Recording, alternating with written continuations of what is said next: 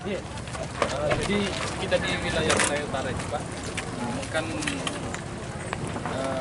adanya Wakil Komisi 5 DPR RI Ridwan Baik bersama Kepala Balai Pelaksana Jalan Nasional BPJN Sulawesi Tenggara dan Bupati Kutai Utara mengunjungi Jalan Trans Sulawesi di Desa Sambandete, Kecamatan Oheo, Kabupaten Kutai Utara, Provinsi Sulawesi Tenggara, yang kondisinya tergenang air hingga pengguna kendaraan yang melintas harus menggunakan rakit dengan biaya untuk roda 2 Rp50.000 dan roda 4 Rp500.000 hingga Rp1.000.000 per unit. Kondisi genangan air di Jalan Trans Sulawesi ini sudah berlangsung hampir 2 bulan. Setibanya di lokasi banjir, Ridwan B langsung mengamati kondisi jalan yang tergenang yang tidak bisa dilintasi kendaraan. Wakil Ketua Komisi 5 DPR RI Ridwan Baik mengatakan, tujuan dari kedatangan di lokasi ini yakni untuk melihat langsung dan mengetahui penyebab banjir di Desa Sambendete. Dari hasil peninjauan dipastikan bahwa banjir di Jalan Trans Sulawesi ini adalah kejadian tahunan dan pihak BPJN Sulawesi Tenggara telah melakukan penanganan jalan tersebut, namun sempat bermasalah karena putus kontrak. Ridwan Baik juga menjelaskan dari hasil pelaporan dari BPJN Sultra dipastikan akan dibangun jembatan agar permasalahan tersebut tidak terjadi lagi.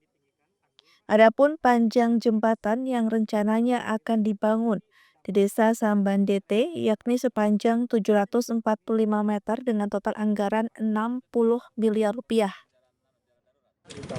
kami ingin mengetahui apa saja yang dampaknya terhadap banjir ini.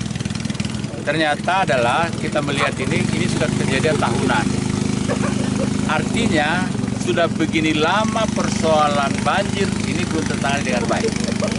Bahwa Kementerian PU dalam hal ini di tahun 2021 pernah melaksanakan ini, bahkan sudah terkontrak.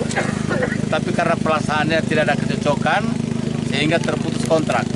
Dan itulah penyebabnya sehingga proyek ini agak terlambat penyesuaiannya karena ingkrahnya soal pengadilan itu nanti Januari 2025. Saya tadi melihat laporan atau informasi dari baik itu balai jalan maupun balai sungai, itu mereka sudah siap semua perencanaannya.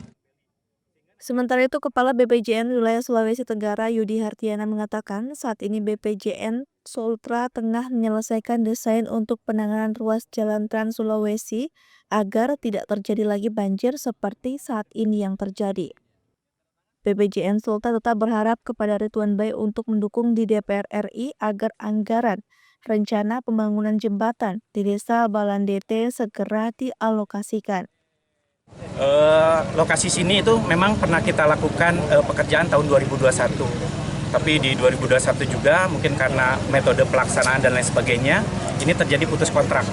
Sehingga terjadi masalah hukum.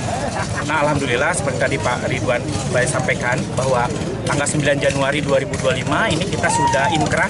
Ini sudah ada putusan bahwa Balai Pelaksanaan Jalan Nasional Sulawesi Tenggara ini menang atas gugatannya.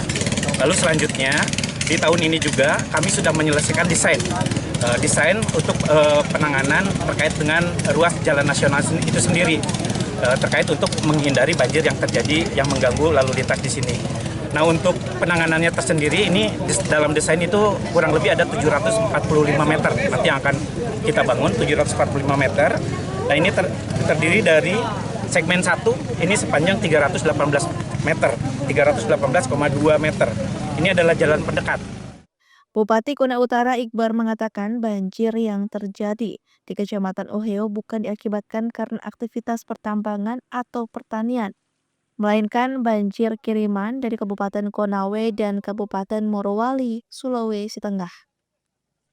Semua ada di wilayah bantaran laut kita, ada di wilayah pesisir laut. Nah, sementara kita ada yang terdampak ini ada di wilayah posisi daratan. Nah, yang terjadi kita di Kabupaten Kutai Utara ini bukan dari dampak dari penambangan maupun pemalakan liar yang ada, tetapi kita ini dampak dari hulu yang ada di wilayah Konawe. Nah, inilah yang kemarin saya sering sampaikan pada saat waktu kunjungan Pak Fatuli kemarin, waktu di 2020 pada saat kunjungan beliau ke Sultra. Ini yang saya sampaikan bahwa kita di tahun 2019 pada saat itu 6 kecamatan kurang lebih sekitar 4 kelurahan, 6 kecamatan yang kurang lebih sekitar 10.000 rumah kemarin yang terendam banjir, yang pada saat itu alhamdulillah kalau bersejarah korban tidak ada sama sekali. Tim Liputan Kompas TV Kendari, Sulawesi Tenggara.